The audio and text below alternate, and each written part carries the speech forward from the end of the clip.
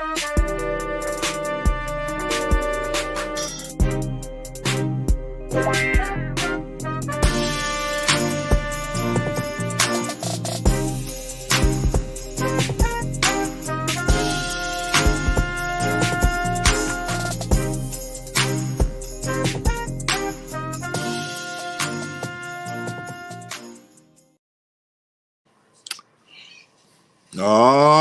shucks. 2022 season 2 of Everyday Experts on the Rob Fishbeck Network.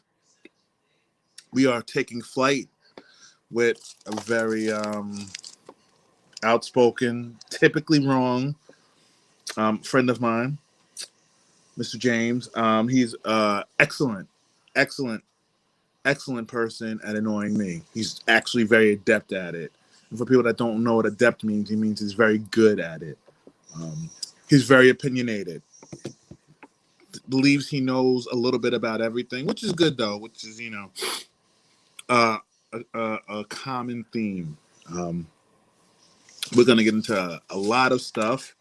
We're going to discuss Mr. Nails' journey, his queer journey, I believe it's called, his life before, transgender change, after, during, and all of the stuff in between.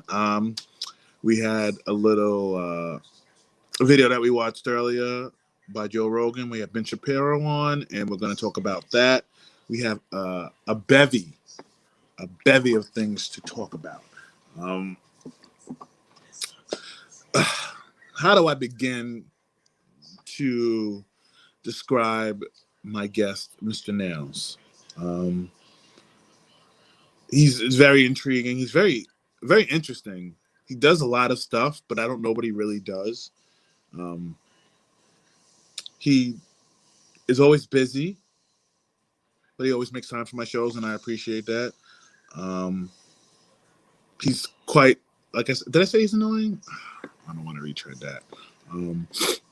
He's a good guy, a good man, and without gilding the lily, as they say, I present to you Mr. James Dorian, Jimmy Nails. Hello, Mr. Anderson. How are you, sir? That title speaks to me, especially as I finally got around to watching the new movie yesterday. And oh, good. Yes. Let's say a quick hellos to everybody on the show that's watching. Mr. Caesar, namaste, brother. Mr. Munoz, our engineer extraordinaire. Mr. Get Bent, the man, the myth, the legend. Mr. Bainbridge, the captain, the exalted one, Lego. So, yes, John. Yes, they are. What happened? That's a constant fight. What's a constant fight? I didn't see his comment. Can you pop that back up? Oh, it's mean. So, Mr. Bainbridge, let me elucidate for you that an ongoing joke between me and Mr. Nails is that I tell him he's always wrong. I'm not always wrong about him always being wrong, but he's not always wrong. He's a very intelligent and adept person, and we are going to get into a lot of stuff, get into the shits, as the young people say. So before we start my opening question, let's talk about The Matrix since you brought it up, and it's your platform. What did you think? First of all, yes, it is Lego. It's my go-to morning coffee cup because there was not a character on the in the entirety of pop culture I identify with more than the Meeseeks. And then, sorry, remind me of your question, Joker. What you had started speaking about The Matrix, and you said it blew your mind, and I was just asking. Um, without spoiling anything, there's a really interesting commentary on binaries Mm. and how they're all made up, really. Like, Mm. in my opinion, and granted, I'm coming to the movie from a specific point of view and a specific reading of the first three films.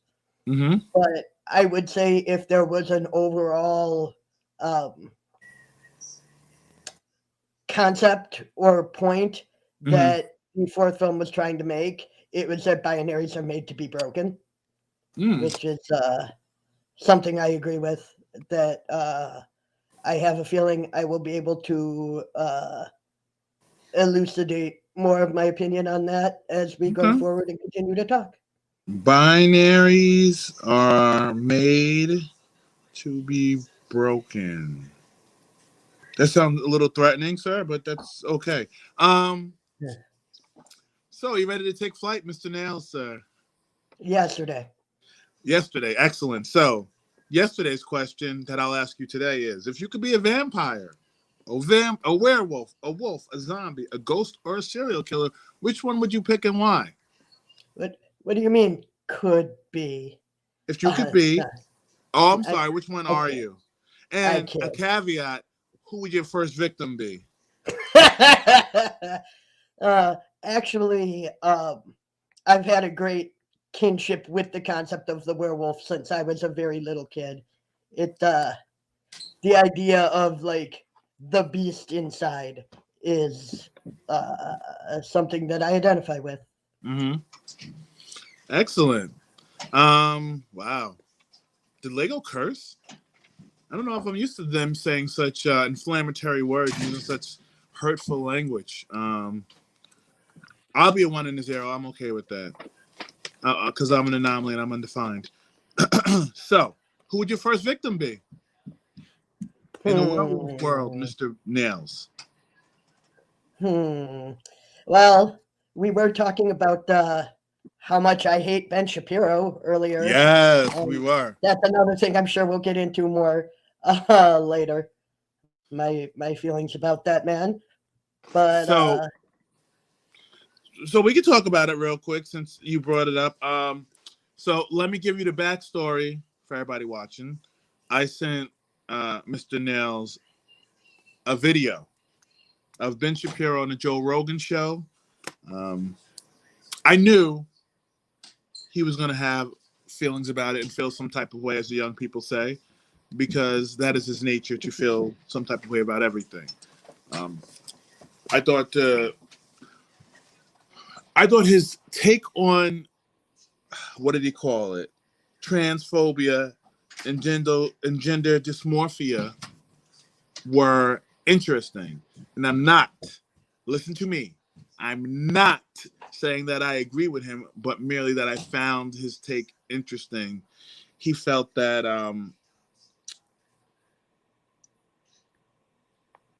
the trans movement was people that were trans have mental illness issues. So I will let you give your general opinion, and then we can go from there, sir. um, at the risk of getting myself canceled, which I fear I'm You're gonna not say, going to get canceled on my show. Talk your shit, um, brother. Talk your shit. he's not wrong Okay. in that um transness.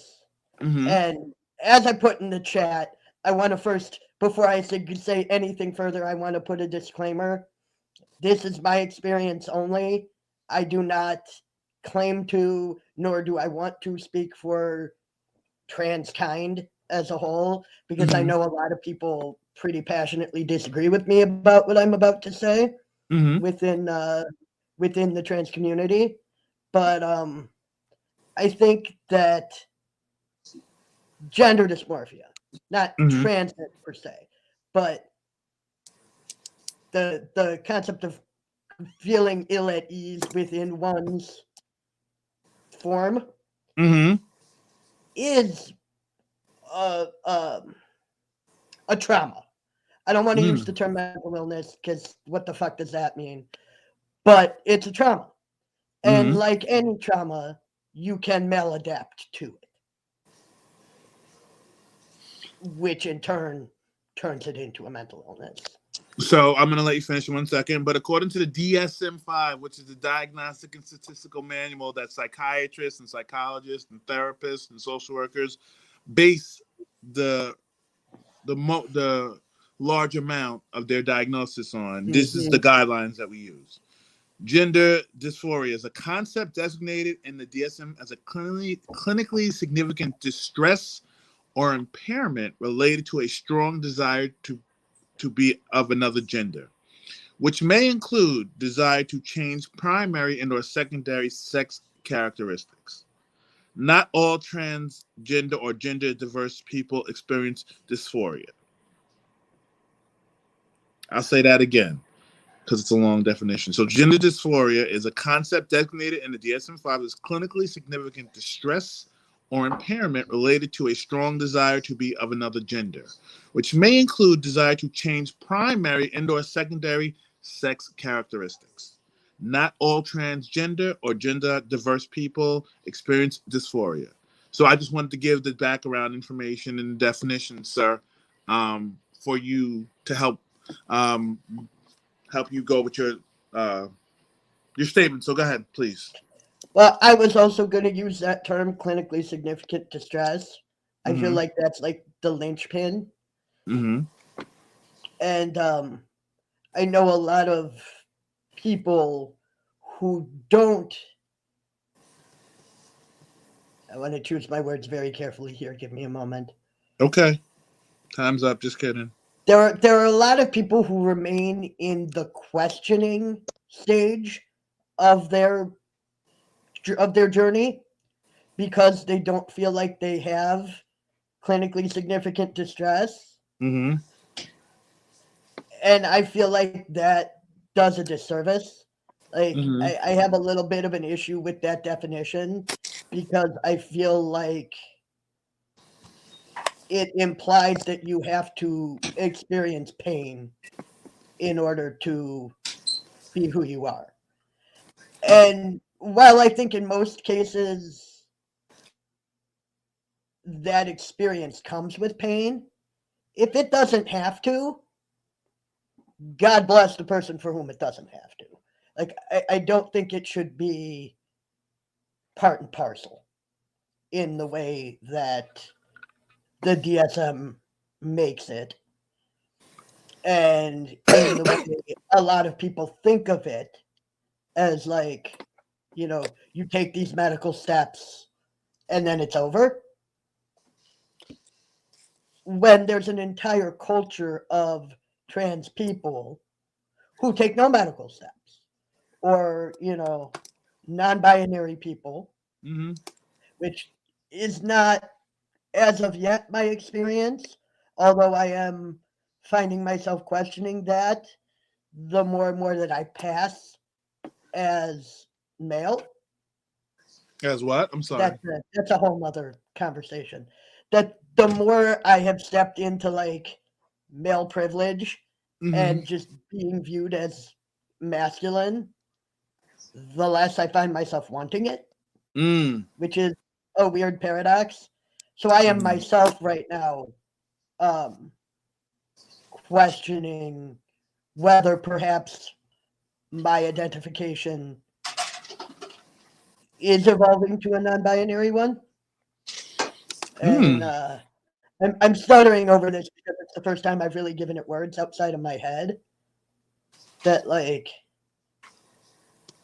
being viewed as male comes with a lot of baggage that no one would tell you about, or that you wouldn't even necessarily know about unless you made this transition from not being viewed as a man for whatever reason to being viewed as a man. And I'm sure that happens in the reverse as well, that there's a lot people of the opposite or different gender or genders don't tell you about their lived experience, and that I question whether a cis or non-trans Mm-hmm. masculine identified person is even like cognizant of, Mm-hmm. because they've lived steeped in it forever. That was really rambly and No, it wasn't. get used to it. I, But so, um, the change has been more than just a physical change. Obviously, it seems like it's been a mental change, but it's also been like a cultural change for you. And when I say cultural, I mean the culture of being a female to a culture of being a male, which is probably one of the hardest, if not the hardest part mentally to deal with. That's my, observation, question. I'm not saying that it is. could you, because I kind of lost the thread there for a second. Okay. Could you just kind of give me the TLDR of what you just said? The what? The what? The what? The TLDR, too long didn't read. Uh, the Cliff The Notes? All right. the So the Cliff Cliff Notes. version, That's an older code, but it checks out. this is I'm old. So let me ask you the question like this. Has the mental change from being a female to a male been the, if not the hardest, one of the hardest parts of the transformation? I don't think I want to make a slight variation in the language used there, which I feel is important. I was Okay. never a woman or a girl Okay. mentally. I It apologize. You're correct. the well that thought process does not necessarily apply to all trans people, but it definitely applied to me in that I was always, playing with GI Joe, not Barbie, and Mm-hmm. I was always engaged in contact sport. Mm-hmm. And up here, I was always a dude. Mm-hmm. And it was not until adulthood, really, Mm-hmm. that the concept of I'm a man trapped in a woman's body, as the old cliche goes, started to really feel real to me. Mm-hmm. Because if it were just about what was going on in here, I wouldn't have done this and this, That is about making the way y'all see me match the way I see myself.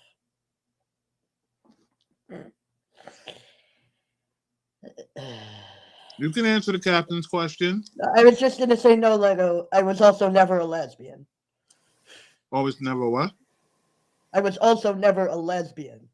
Because that's a stereotype about butch women playing softball.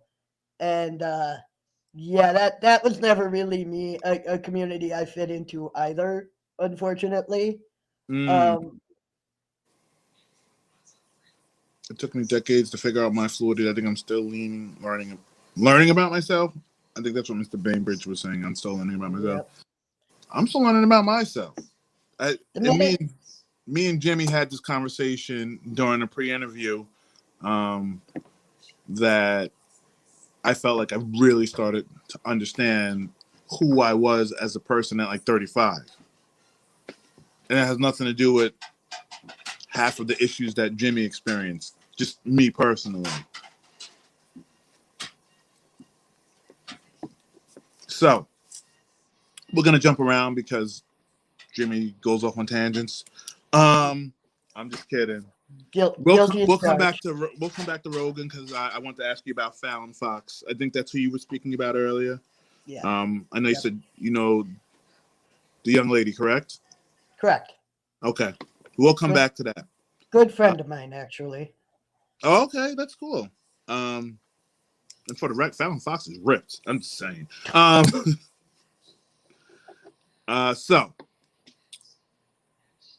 somebody said to me, a wise man that's usually wrong, but sometimes he says right stuff.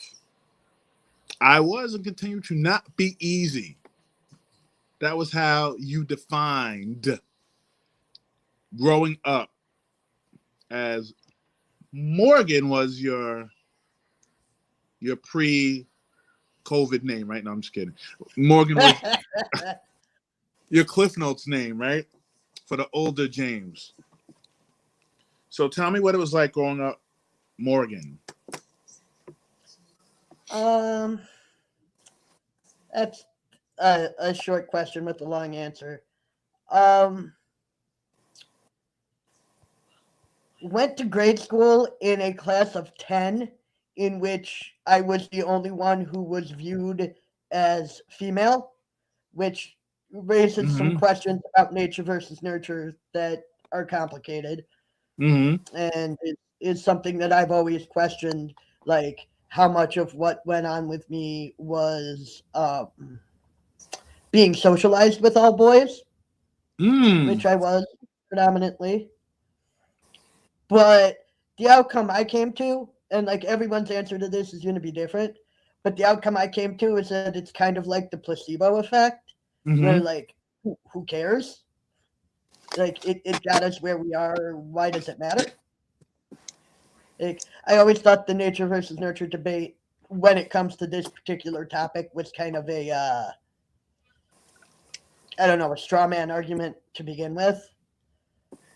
What do you mean? And so, You don't feel nature versus nurture is relevant? I'm I trying don't to think it's either or. for you Like, or in general. in general.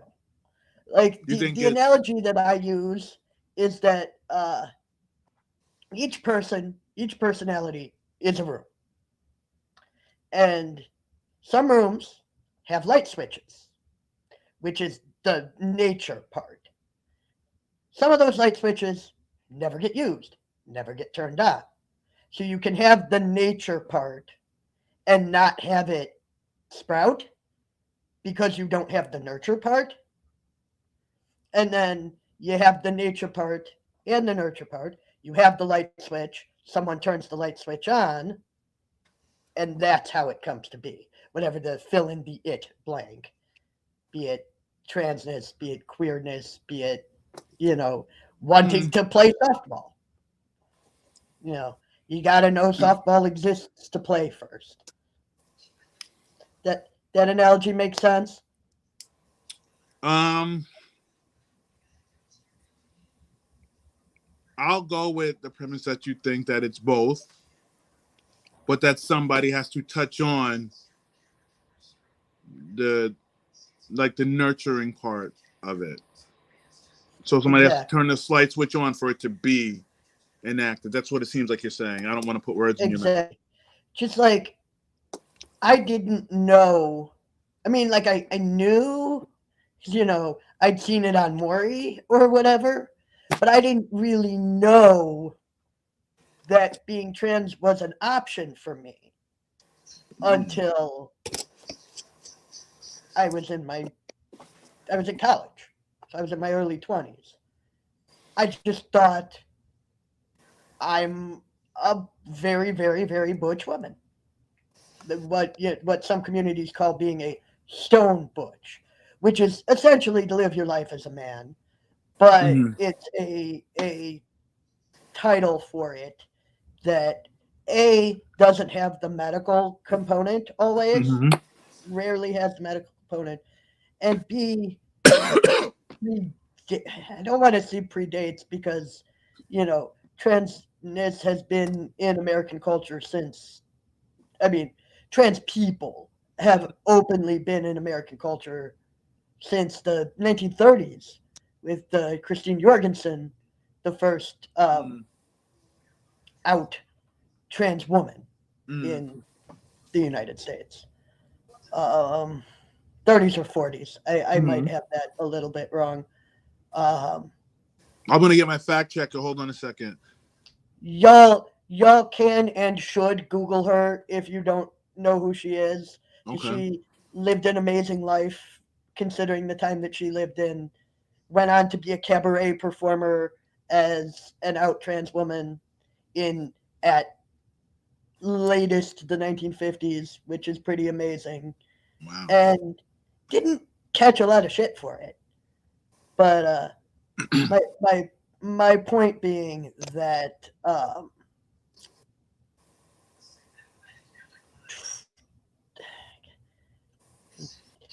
being very particular with my words. I didn't think that it was an option, or I didn't know it was an option. Mm. And the first step to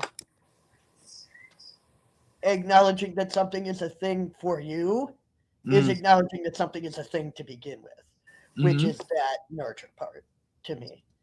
It's like somebody had to make me aware that transness, and specifically trans masculinity, because this topic applies very differently to trans women. I had to be made aware that trans masculinity was an option, and I couldn't agree with what Lego has said there more. It's why I'm in the arts. It's why I'm a writer. Is because I believe. Mr. Munoz, could you put up the captain's statement about the media and representation? Amen, Jimmy. That's why representation in media matters. It does a lot for everyone. For everyone. I know you don't necessarily care for Mr. Shapiro, but he did make a statement that I thought was pretty interesting when he said that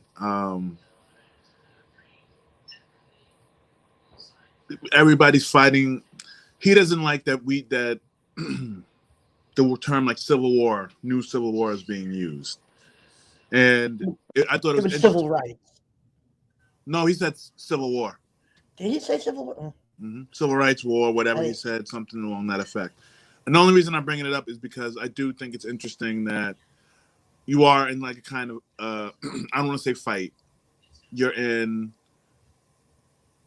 midst of a movement to make your community and their rights and their beliefs and theirs and thoughts full grown and fully known.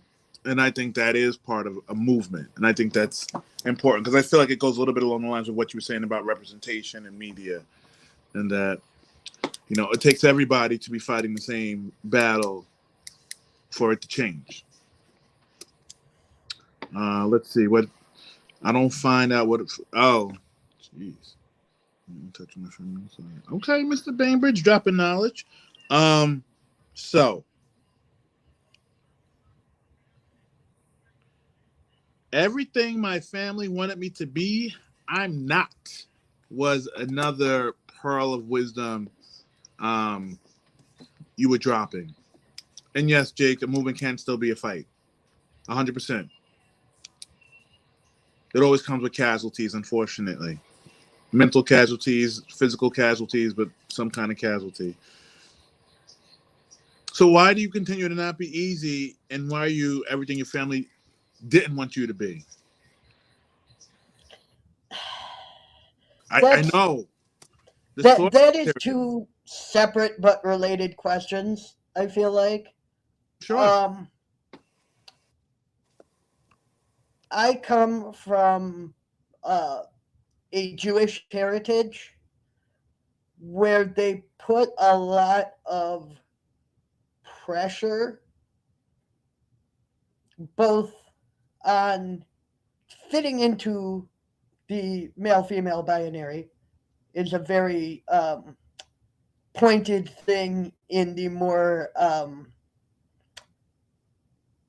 the more Hasidic Jewish communities. There's very strict divisions. You know, can't sit by one another in the synagogue. That kind of stuff. That from a very young age, I was like, "What the fuck is this?" Like, I'm stuck in this section, but I belong in that section. Like this part of me belongs in that section. how do I reconcile this? And my way of reconciling it was just to blow it all up. It was just to say fuck it, basically. Um, which then turned into like a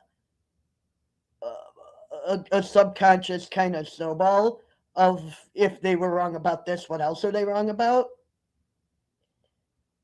Which turned into me realizing that as much as I love my parents, I love them. They have done a lot for me, but we just have fundamentally different things that we value. And then the second question, or the second part of the question about why do I go out of my way to be difficult, to paraphrase, um,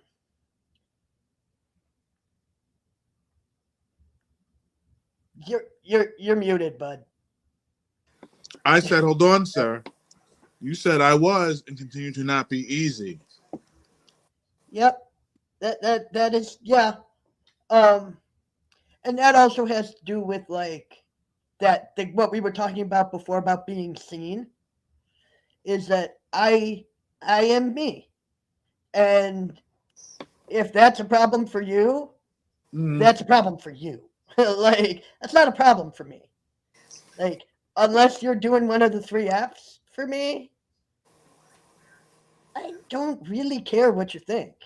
Mm. Mm. You said, see, told you I was listening. My mom was my adversary most of my life. Everything I am in an effort to not become my mother. Yeah.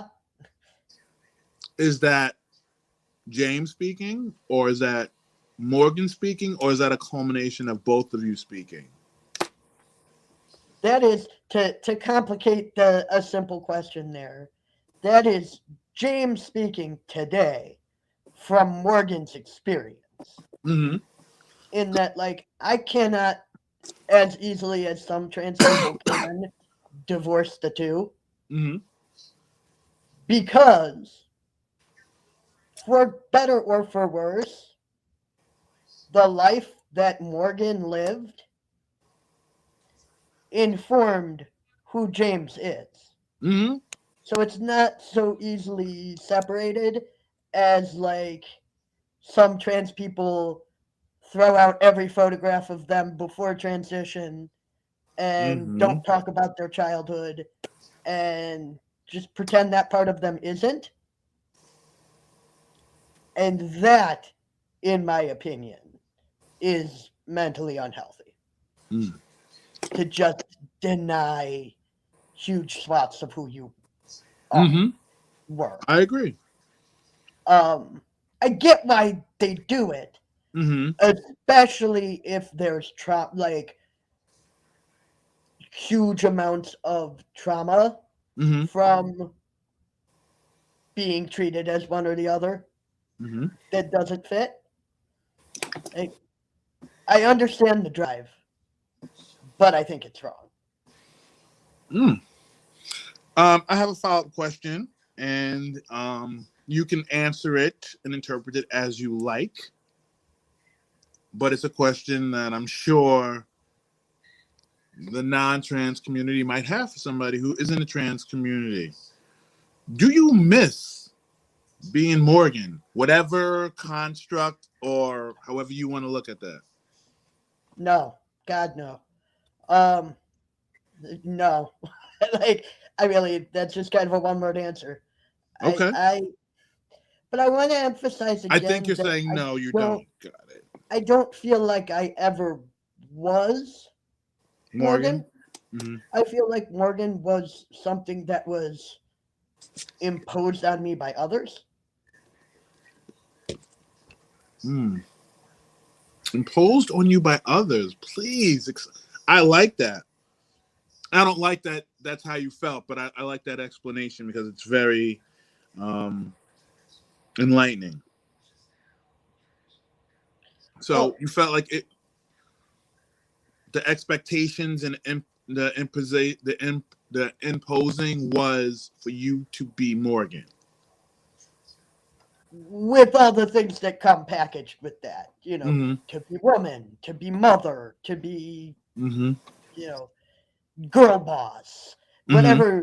whatever comes in that package of the person I was in the past. Mm. And we could just, summarize that by using the dead name.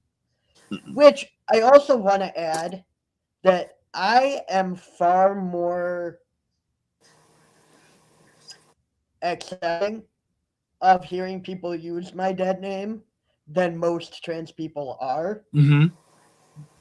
because of exactly what I was just talking about.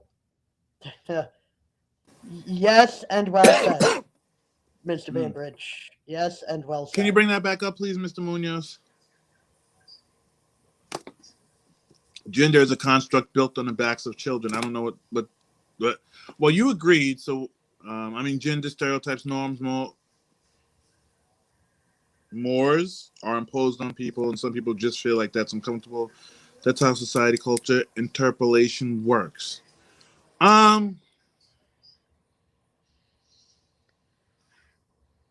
I do think some stereotypes and some gender roles, definitions, whatever you want to call it, are necessary. Not saying that they're right.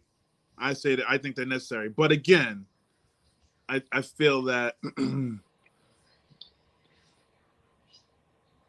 I have a different perspective on gender. I've never wanted to be female. I've never wanted to be non-binary, gender, all of that stuff. I'm perfectly fine with being a straight male. Now, that's not saying there's anything wrong with people who don't feel like that or anything like that. I'm not casting any aspersions. But I think there's certain things as a parent that you have to lean into sometimes in order to teach a child. Now, people can say that's wrong. People can say whatever. I believe that a husband should provide for his wife. Not saying that a wife can't work or anything like that, yada, yada, yada. But me personally, I think that's important. So that's a gender role, gender stereotype, a norm, whatever you want to call it. But I think it's one that is functional when it's taught properly. So you can respond if you want. Um, Um, of course, I you disagree, Lego. shockingly, I actually agree with you about that. I just don't believe that those things need to be tied to what's between your legs. Like, that is also a point. But, like, the things that are traditionally Mm-hmm. male values Mm-hmm. and female values are used or can be useful to anyone that um are are are are or can be useful to anyone and Mm-hmm. should just be taught as useful things. Mm-hmm. You know, Mm-hmm. everyone should know how to cook. Mm-hmm. Everyone should know how to potentially hot take here. Everyone should know how to shoot a gun.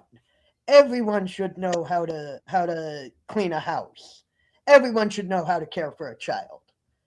Those things should not necessarily be, and I think it does a disservice to all Mm-hmm. for those things to be attached to, Mm-hmm. do you have ovaries? Do you have testes? Do you have Mm-hmm. XX or XY or XX chromosomes?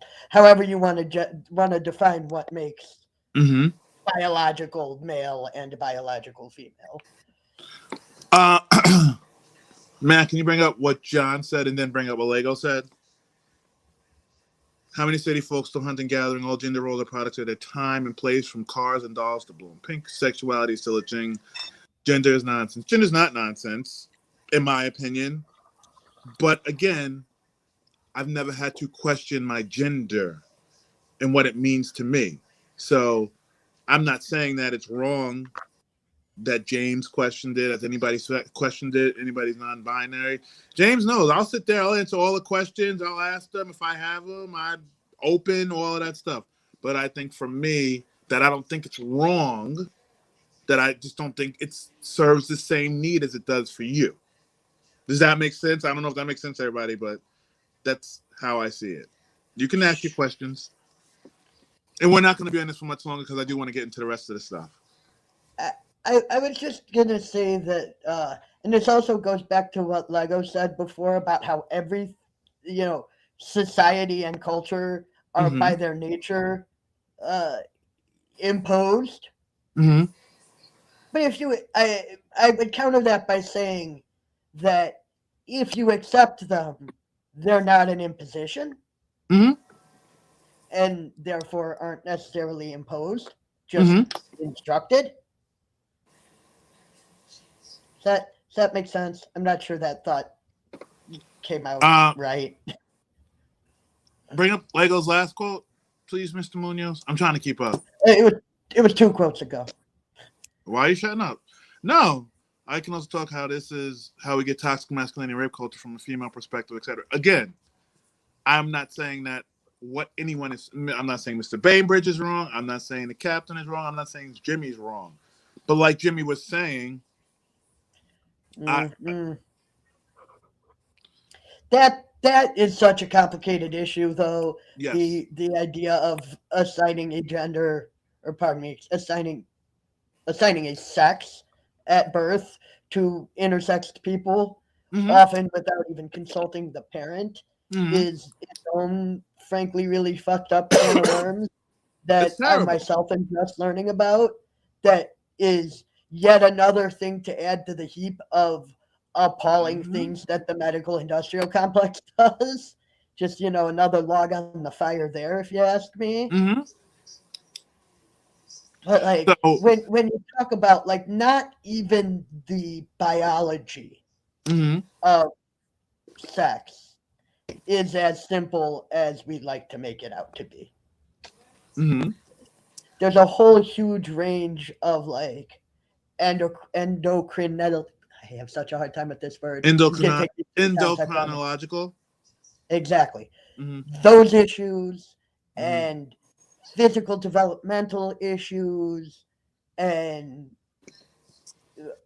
psychological issues not relating to gender that can affect how your external sex characteristics, or even the internal ones, even as far down to the chromosomes.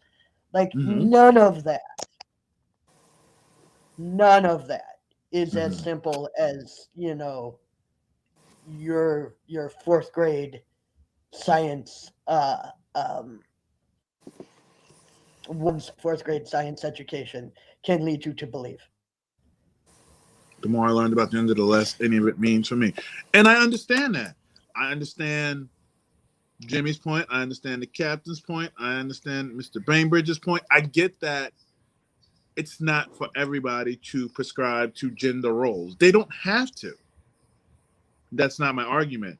Toxic masculinity. I'm not saying that a wife and a wife cannot provide for each other. I'm not saying that. I said, for me, that I feel like a husband has to provide for his wife. Provide one? No, I don't hunt and gather, to go back to the previous point. Support can be emotional. I think you're conflating two things there that are easy to conflate if you're not in it. And I'm not. With all due love and respect, it's things that are easy to conflate as a straight, as a heterosexual, non-trans person. That and why, and I'm going to go back to, I'm not this. That's why I specifically said for me. But right. I'm not saying that. Go ahead. I just want to draw a distinction which might help break apart this point a little bit. Sexuality and gender are unrelated, frankly. And a lot of what you're talking about seems to me, as I am Mm-hmm. reading it, Mm-hmm. to be questions of the place of sexuality as opposed to the place of gender. I I think for somebody, okay, I'm gonna say it without trying to take away. Your point is correct, and I put them together for me, not for you, not for. I put them together for me because it's been 45 almost years of them being together. I understand your point. I understand exactly what everybody. I'm not disagreeing. Me and Jimmy, we've talked about this a million times. I've never once said you're wrong. I've never like judged all of that. Have I? Not You're seriously, anyway. no. I'm talking about your viewpoints. You're a very intelligent person, so I will say when I say my role as my role, Joker's role as a husband, as a father, as a son, all of that stuff.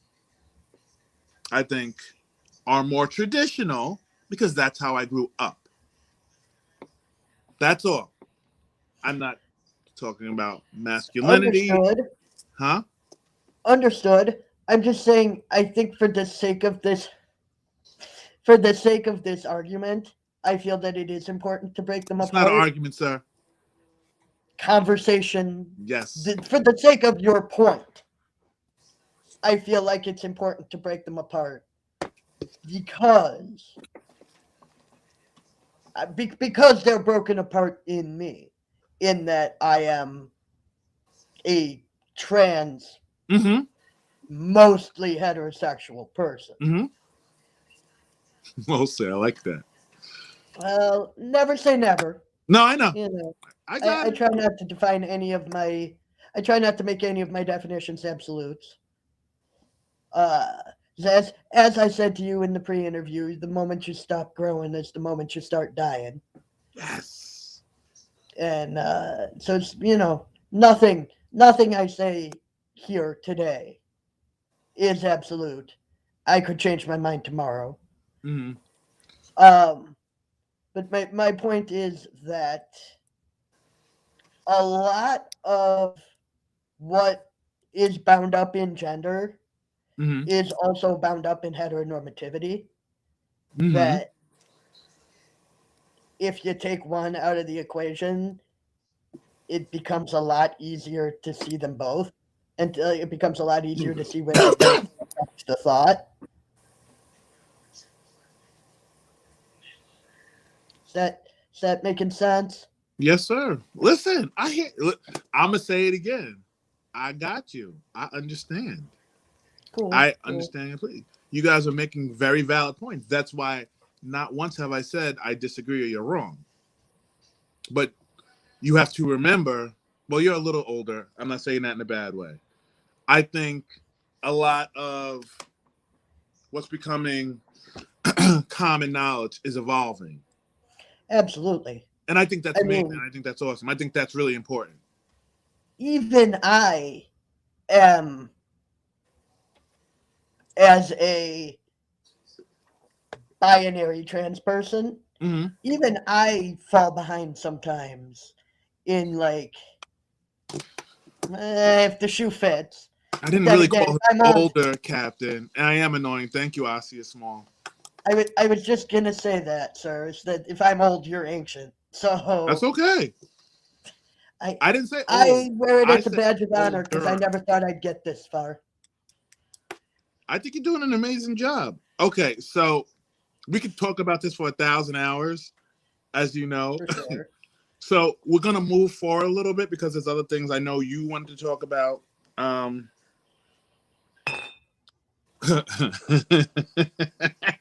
Matt, you stupid.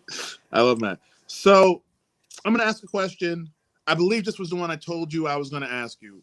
What trans Mhm. means to you? Is that the one I told you I was gonna ask you? It was one of them. Yeah. So what does it mean to you? And I don't want to put any titles on it or anything. I want you to tell me what it means to you. Such a simple question, such a difficult answer, as most of them tend to be, because I tend to overthink shit to death. That's awesome. It means atypical experience. In any Typical context. or atypical? Atypical with the Okay. hyphen. I think the way I explained it to you in the pre-interview is that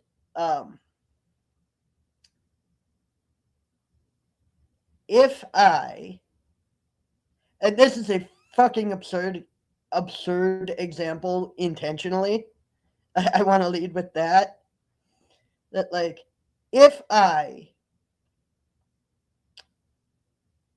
said I liked dogs better when most people liked cats better, I would have a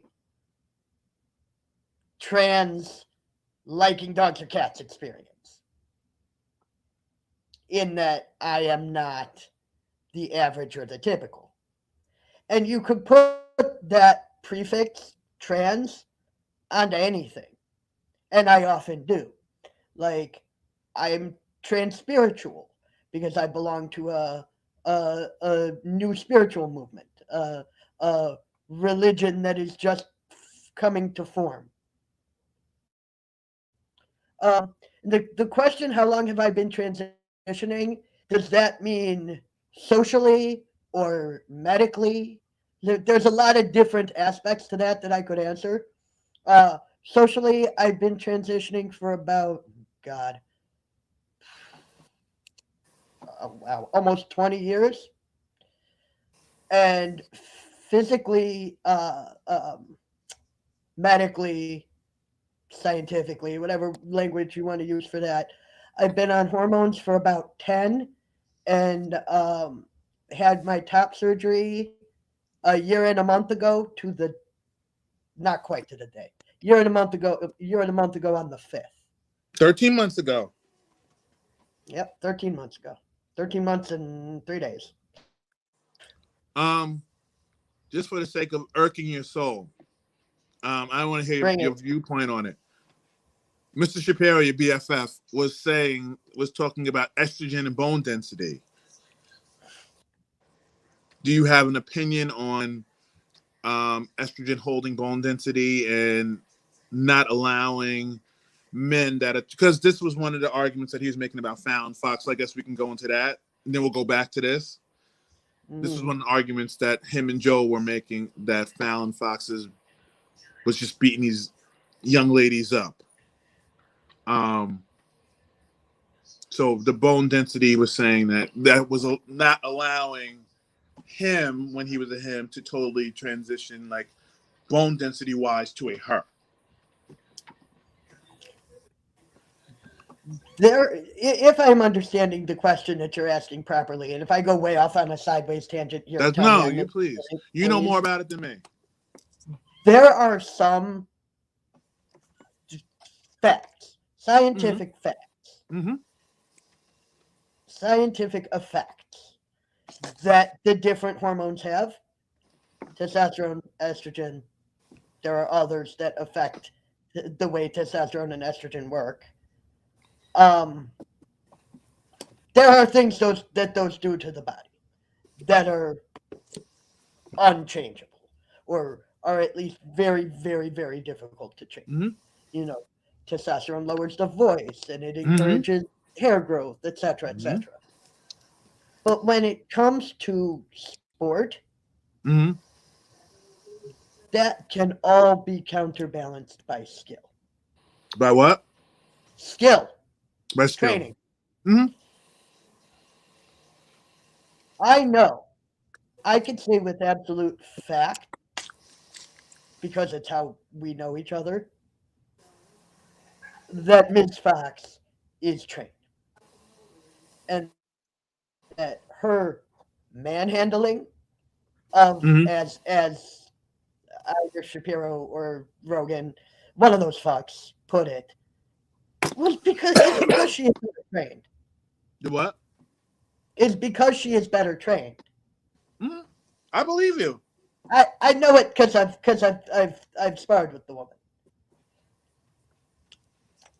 The reason, this is spicy take here, the reason that men like Ben Shapiro and Joe Rogan have such an issue with that shit is because they cannot fathom A, wanting to be a woman, and B, somebody who wanted to be a woman being better than them, or wants to be a woman, or is a woman, whatever language you want to use for that, whatever point the person is on their journey, Mm-hmm. that someone in that place could be better than them at something that is traditionally masculine. Mm. Okay. So for That, Lego, that's where I think that shit comes from.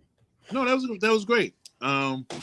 Like I said, I'm only really asking Jimmy these questions because I sent him the video, and then James, sorry, and his reaction of actually vomiting in his mouth physically was That awesome. happened. But I did tell him that we were going to talk about Ben, and I made sure it was cool. Uh, Go ahead. Joker sent me a video of Ben Shapiro on the Joe Rogan show, Yep. and my initial like thought was, oh my god, I cannot think of two men that I hate more. Like this ought to be real fucking good. Mm-hmm. I got 10 minutes in before I had to turn it off because I could feel my blood pressure skyrocketing. 10 minutes. And I'm proud of myself for getting that far. Bring up Lego's last comment. They can't handle a woman being better in a man's role. Cough, cough. I don't like men being better in a man's role. I'm not disagreeing. I'm telling for me, again, for me, that's me being competitive. I know there are women out there that are smarter. There are women out there that are like, listen, I'm not going and messing with Cyborg or Ronda Rousey. Kick me once and knocking my head off. I accept that there are people that are better at the things they've been training their whole life for. That's why I don't come on and tell Jimmy, oh, this is what your experience as a man is like, because it's different. Everybody's experience is unique to them, and I think that's important to point out. So, man, listen, we're an hour in already. Really? Wow. Wow. Let's talk about your grandmother a little bit. That's cool, because I know she was a big influence. You said my grandmother? Yes. Absolutely. For the rest of the night, if you want to. If that's what you want. So a big something you said, resentment and animosity were your parents' calling card, which I thought was interesting. Resentment and animosity, such strong feelings, and you've told me that only recently have you and your dad kind of reconnected when he was in an ultra vulnerable space and needed you. Yep. Now, your grandmother, she let you be who you are. Please go and tell me about your grandmother. You can tell me whatever you want. You could talk about your dad if you want in the reconnection and how it led into it. That's up to you, sir. So for most of my late teen years, between 16 and when I went to college, so 22, 21, I lived with her and my grandfather, who were both involved in World War II in some very deep ways. My grandmother lived in Paris and also in North Africa during the occupation, and at least the way she tells it, was a member of the Free French. And my grandfather flew bombers in Europe as a Jewish man. Flew a plane with a giant Star of David painted on the side, which I respect the hell out of. And both of them had the effect, the relationship with me that a parent would. Those of you who know me know that I have a great affection for Captain America. And part of Hip that hop. comes from being raised by the greatest generation, Mm-hmm. as they're called. And I feel like I have some, I guess you could call them outdated beliefs and passions that Mm-hmm. came through them. But my grandmother was also an artist. I think she could have, if she had been born, 2 decades later, could have been a famous painter. Mm. So she knew what it was to have the soul of an artist, You want to create. as opposed to my parents, who are both lawyers. um, I have a quick question. Sorry, I didn't mean to interrupt. Don't beat me up. So no, you go said you ahead. started transitioning when you were 15, right? And you lived with Correct. your grandmother when you were 16. You moved in with her. Was being with her, well, this is around roughly 16. Was being with her a conduit and something that eased the whole process for you?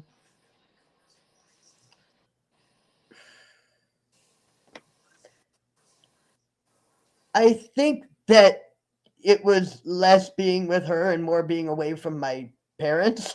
Mm-hmm. Like, that I Mm-hmm. could have been anywhere else and it would have had the Mm-hmm. same effect, because my parents were so bought into their view of spirituality and religion, and that they believed that, they would rather not have a kid than have a queer kid. Mm. Mm. And my grandparents were just always there. They were always Mm-hmm. there, no matter who or what I was doing or becoming. Mm-hmm. It was unconditional in the way a parent's love should be, and wasn't for me. So when you said she could have been an artist, you did say that she nurtured the artist in you, and that Absolutely. it's like she almost pulled it out of you more because you weren't in a stifled space. As an artist, I write sometimes. I draw less, but I draw sometimes. Being in that environment where you feel free to create is important.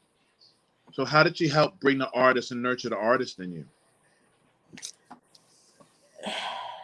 That's another one that was really kind of a subconscious thing, because Mm-hmm. I learned all this stuff about her after she was deceased. Mm-hmm. That, like, I'm involved in the burlesque community. Mm-hmm. She was a stage performer in the 40s, 50s. You know, I'm involved in, um, I don't want to call them pornographic dealings, but the making of sexually explicit art. And I didn't learn until years after my grandmother was dead that she worked at the Playboy Club here in Chicago as the quintessential. We talk about roles that female roles and male roles. My Mm-hmm. grandmother was the, capital T, the French maid. Mm-hmm. And I didn't know any of this until years after she was dead, when I was going through her stuff and found, paychecks and her ears and tail, which I have framed in my house now. So a lot of it was just leading by example, I Mm-hmm. guess. Uh, I would like to follow up with you on that in a private conversation sometime, Lego. Oh, cool. Oh, Lego. Um, Oh, I forgot. This is Lego show now. I'm just kidding. I love it. Yes, Let's see. the conversation about queer spaces in burlesque could be another hour and a half, in my opinion. Listen, Uh, my this friend. isn't the place or I time. understand. We're not. Your journeys are so deep and immersive that we're not going to be able to get into it all. Of course, you're welcome to come back on and we can talk just about this, because I think what's interesting is that my mindset not openness to it, but my mindset about stuff and yours are different. So it creates good conversation and good dialogue because I don't have to Absolutely. be right to understand and listen to what you're talking about, and vice versa. You know, you're usually not right, but but I think it's important. Usually, you're being kind. Never. So I think it's important that we'll go back to this. Maybe we'll do it on Discourse where we have more of a chance to just talk, and maybe we'll bring the captain on, and they can keep yelling at me. And John won't come on the show, but you know, you're welcome, John, to come on whenever you want. Go ahead. I do think it would be interesting to have like I don't know, a Queers of the Rob Fishbeck Network discourse sometime. You should. Wait, pull up Asia's last comment. What am I opposite about? What do you? Okay, so I'm gonna ask James. James, am I being opposite with you? How often do you feel like I'm opposite? Seriously, I don't know about being. I just think you are, yes. which is good. Like, you know, stagnation is death, man. So one should strive to befriend people who are their opposites if they can. So listen, if Jimmy's in, he's an anomaly, just like me. Exactly. The short answer to your question is yes, but I don't see it as the negative thing that person seems to. Oh, that's my darling little sister Asia. She's a pain in the. Right on. Then they're just giving you little sister shit. I see what's going on there now. Thank you, Captain. I appreciate that. So, it's like there's a Frank Zappa quote which I'm gonna fucking butcher right now, but it goes something to the effect of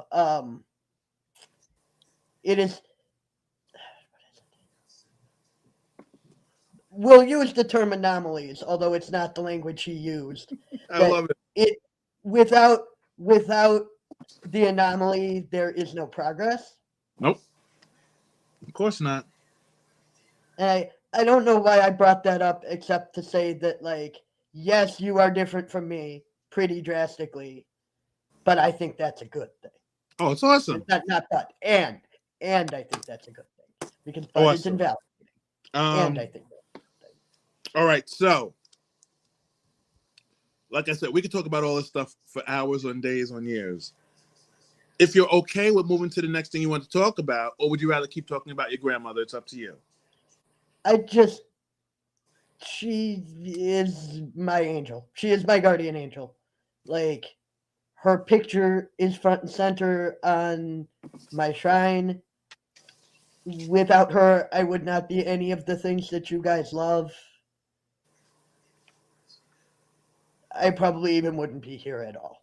So, interesting. Those of you who still have your grandparents, especially if they are of that World War generation, we're losing them rapidly. And with them, we're losing a lot of wisdom that'll be gone forever. So if you still have your grandparents, especially if they are of that age, that generation, talk to them, learn from them. Yep. Take what you can and apply it to your own life. Because I wish I had known more about my grandparents' youths when they were still alive. Facts. Mr. Bainbridge dropping knowledge. Mr. Bainbridge, should I not call you Mr. Bainbridge? If you have a preferred pronoun, please let me know. I apologize. So, to move on to You're Not a Sith. Oh my God. You're still crying over there. Oh, I'm sorry, Captain. Sidney Poitier died too. He was my Denzel before Denzel. Yep. He was Denzel's Denzel before Denzel. So we're going to talk about Jimmy the artist. Oh, I'm sorry. You want to talk about, all right. You want to talk about being a Satanist because you feel like it gets a bad rap, I believe, or it's misunderstood.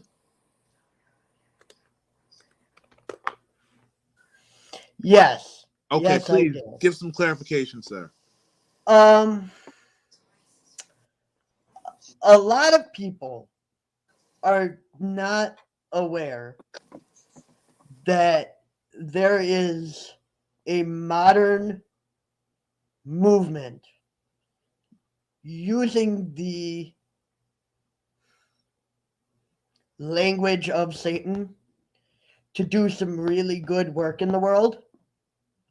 Um, a lot of people are still stuck in the like Anton LaVey sexist might makes right view of what Satanism is, and that is just simply not what it is anymore. Uh, anyone with any interest in educating themselves on the topic, because we have strict rules against proselytizing, so I have to be careful in how much I say here. But if you are interested in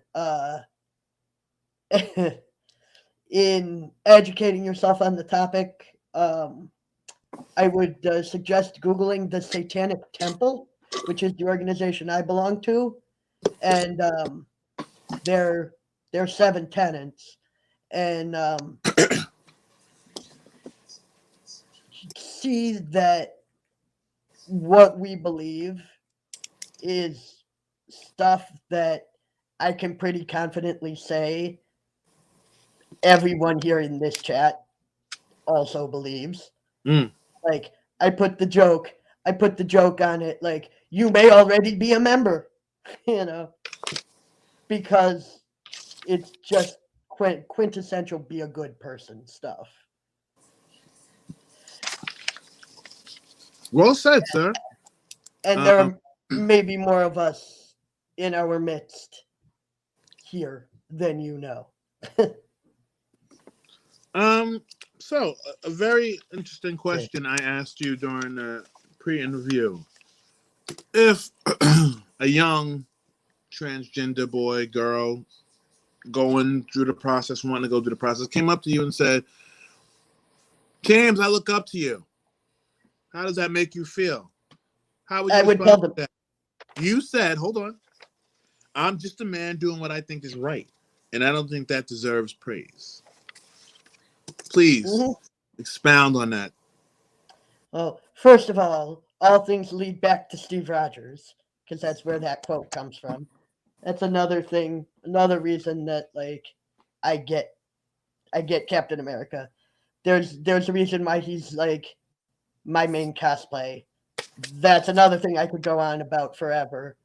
Is why that character resonates with me so fully. But like, just because other people are bad Mm-hmm. does I don't even want to use the good bad language because that's oversimplifying things. Just because I am doing a right action that other people are not doing does not inherently make that right action worthy of praise just because other people are not doing it. Like, I don't think. Let's put it to you this way: if I am extraordinary, this world is fucked. Like, if No, I no, no, hold am on. above average, No, I disagree. this world is doomed. Everybody's an expert, extraordinary expert, whatever superlative you want to use. You bring something special to the world, and you should acknowledge that because inevitably, some human is going to look at you and say, "Wow, I can't believe James did that," and then I appreciate that, and James showed me the way.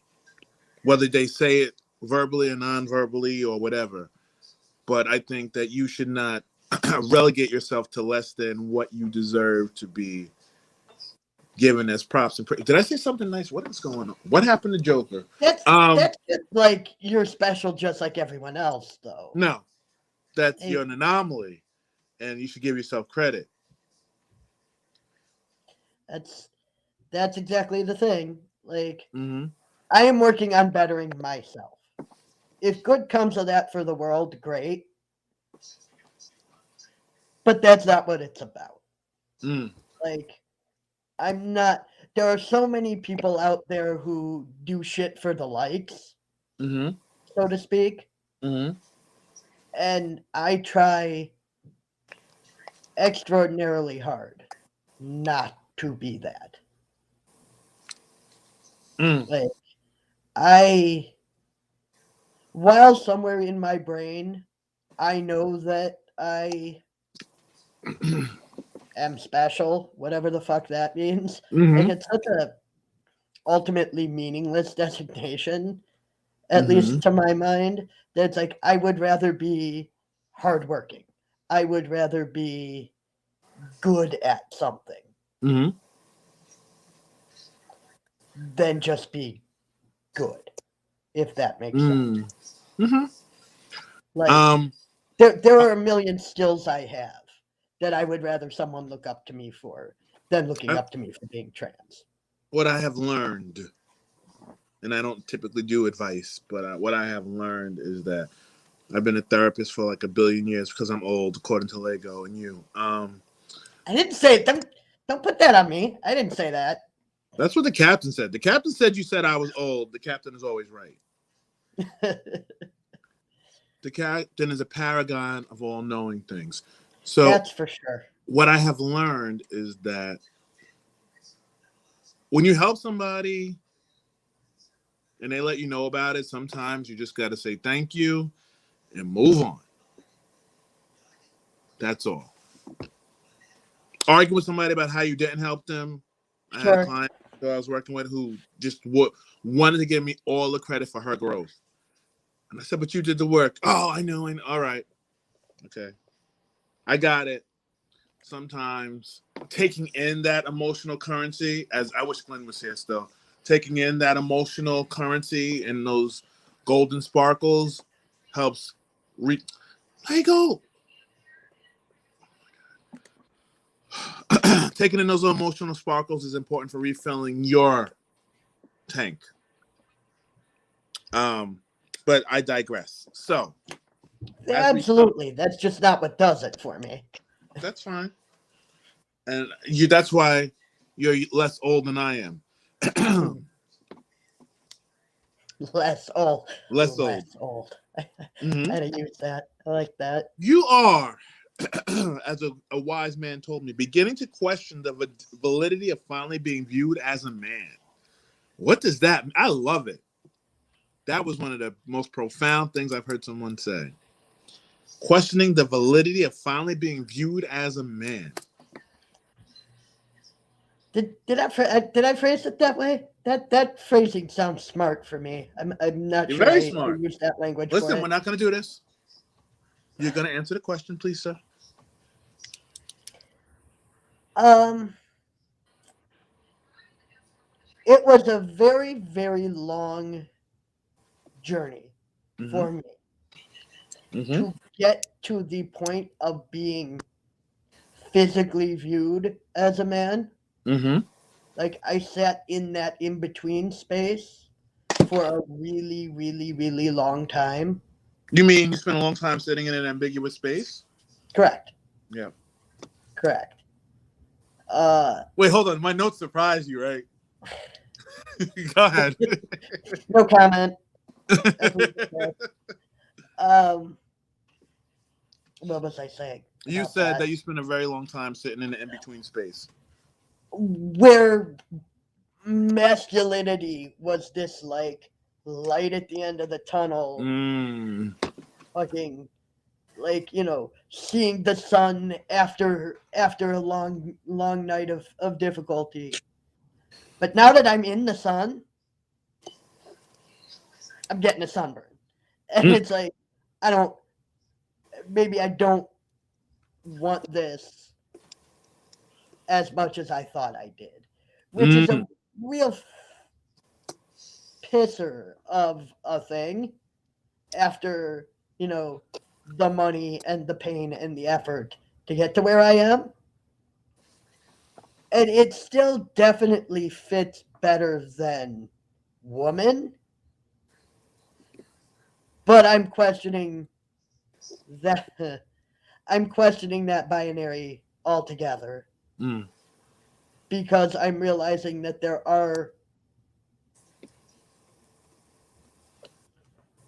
feminine aspects, and I put those air Mm-hmm. quotes on it because I believe they should just be human aspects. Mm-hmm. But there are aspects viewed as feminine that I do value, Mm-hmm. and that society sees as weaknesses in men that they don't see Mm-hmm. as weaknesses in women.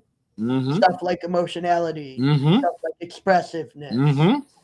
That it's really just trading one bag of shit for another is what I'm coming to learn. Mm-hmm. And I don't want to be holding a bag of shit. Mm-hmm. Because it smells like shit.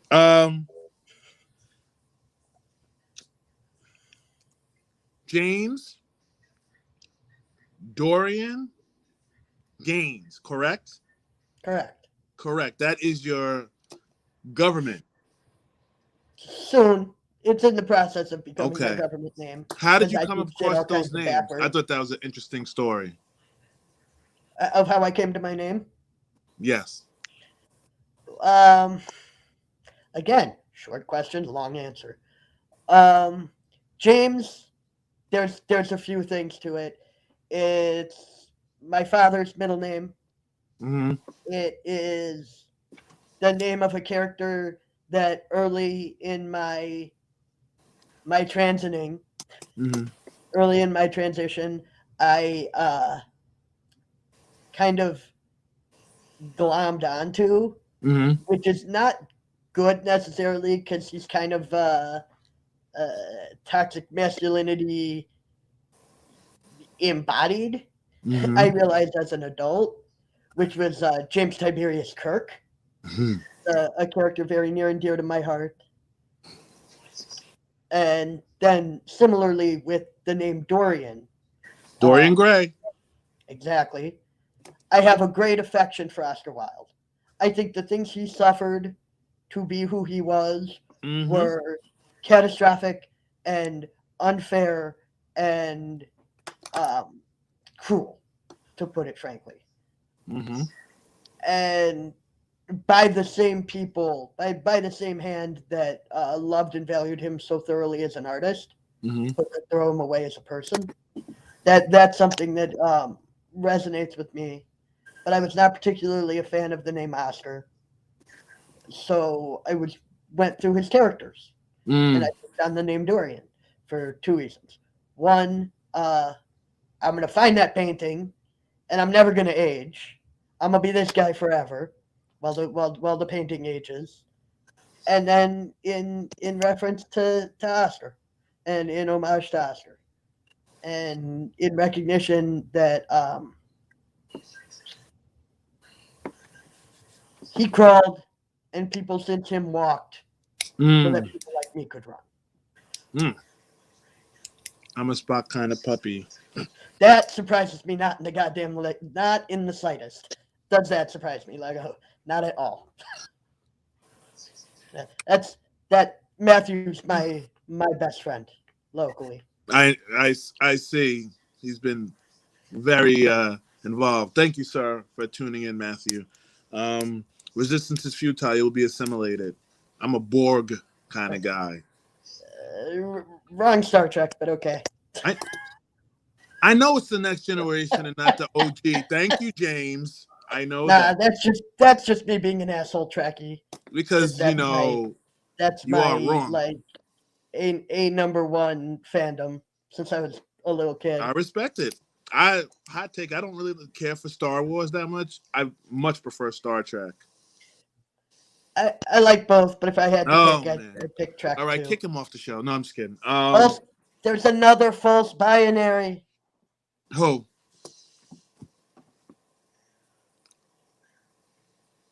Hmm? So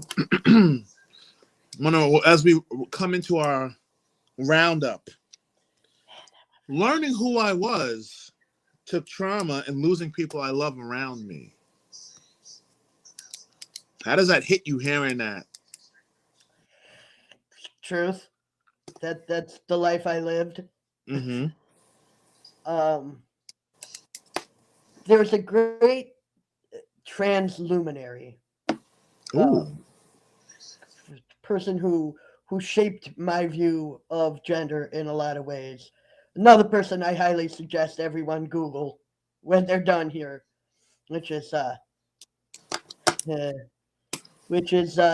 great Kate Bornstein, who wrote a book called My Gender Workbook, Rob, be which is quiet. I'm sorry, sir. breaking down breaking down kind of tools to assess one's relationship with their gender, regardless of Mm. where you're coming to that from. But pardon me, they're a genderologist, if you will. And Mm. in one of their books, they wrote a sentence that resonates with me very, very Profound, strongly. deeply. I do find it profound in a kind of unfortunate way, which is they said that to be trans Mm-hmm. is to be intimately acquainted with violence. With violence. With violence. Mm. And I think that that's true. I you know I have been homeless because of it. I have lost jobs because of it. Mm. I have lost family in some very real ways. That thankfully the situation came around to get them back, Mm. but that was really just luck and some unfortunate circumstances. Mm. Uh, that very easily could have never been. But those are the things Mm. that shaped Mm. the anomaly Mm. to be on brand. Um, and I wouldn't trade them for the world because all things considered, with the exception of some genetic issues, I'm very happy with the person I am now. Mm. I sure as shit would not be this person, and I sure as shit would not have these beliefs, and I definitely would not be sitting here if it were not for those traumas. Mm. They shaped you, and they continue to Absolutely. shape you. Bravo, sir. All right. The last question. Oh boy. If you could be any superhero or supervillain, who would you be and why? And you can't say Captain America. Boom. Oh, I was not prepared for that. I know. Hmm. Hero or villain? You could do hero or villain. You could do both. I've always done both, but it's up to you, sir. Magneto. Magneto, because he's Jewish. I can't. You're off. That is part of it. But it has always been said that Magneto and Professor X were created to be parallels Mm-hmm. for Malcolm X and Martin Luther King. Mm-hmm. And I have always very much identified with the Malcolm X Black Panthers way of Malcolm X slash Black Panthers. I know they are different things. Mm-hmm. Way of doing things Mm-hmm. versus the MLK way of doing things. With all respect to Dr. King, like I don't think I'm capable of doing things the King way Mm-hmm. or the Professor Xavier way. Mm. Um, you know, no one in power gives their power away willingly. Mm. Look at you dropping superlatives of knowledge. Ah, as you said, the moment we become stagnant is the moment we start dying. So white people need to stop making characters villains who are based on Malcolm X. Just stop. Fun fact: Yeah, that's valid. there was That's a yeah. meme going around with Denzel in a Magneto costume. That would have ended my life. That would have been amazing because it's what you were saying. You have Malcolm X playing Magneto. It's a double entendre. That would have been awesome.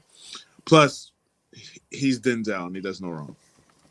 Direct action gets the goods. So, um, Mr. James, you can hang out for a couple of minutes, but Cool.